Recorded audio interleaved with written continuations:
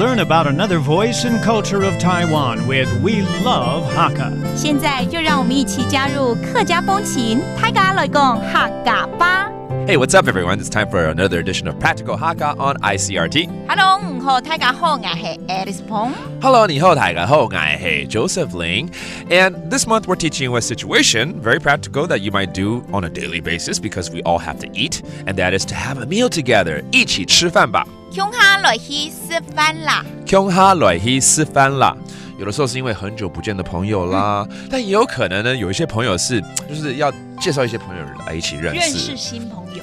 最容易聊天的地方不是 KTV， 不是电影院，是吃饭的时候啊。对，是不是？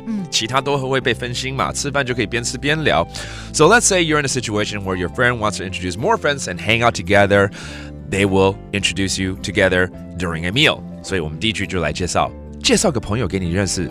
小嘅一個朋友，小嘅一個朋友，本唔相識，本唔相識。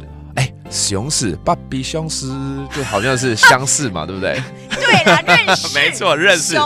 相似 that means to introduce, to know someone, all right? Let me introduce a friend to you, okay? 小嘅 that means to introduce, 一个朋友，一個朋友，一个朋友，然后让你认识。本唔相識，本唔相識 ，OK？ 那小嘅是四线腔，海陆腔叫少改。少改哦，这是介绍，感觉是少介倒过来，对不对？客家话倒过来念。Actually, in Hakka, 介绍 in Mandarin is flipped over. All right, that's very interesting, but that's a different dialect for introducing.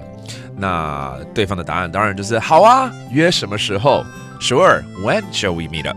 好啊，好啊，約哪叫？約哪叫？哦，約就是約嘛 ，OK? That means set a date. Let's arrange something. 哪叫是什么时候？什么时候？哦，哪叫 that means when. How about tomorrow? 明天一起吃饭吧。天公日。天公日。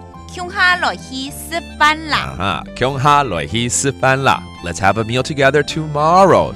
Very good. You can actually use this today and have a meal tomorrow with your friends. Let's review these vocabulary like 介紹、小嘅、小嘅、introduce、認識 to know、相識、相識 and then 約 to set a date、約、約 and tomorrow 明天、天公日、天公日 and it's all about 一起吃飯吧 Let's have a meal together. 窮下來去食飯啦。窮下來去食飯啦。There you go. And that does it for today's Practical Hakka. 什麼大家？按字say 張來了。客家風情由客家委員會監製。We Love Hakka has been brought to you by the Hakka Affairs Council.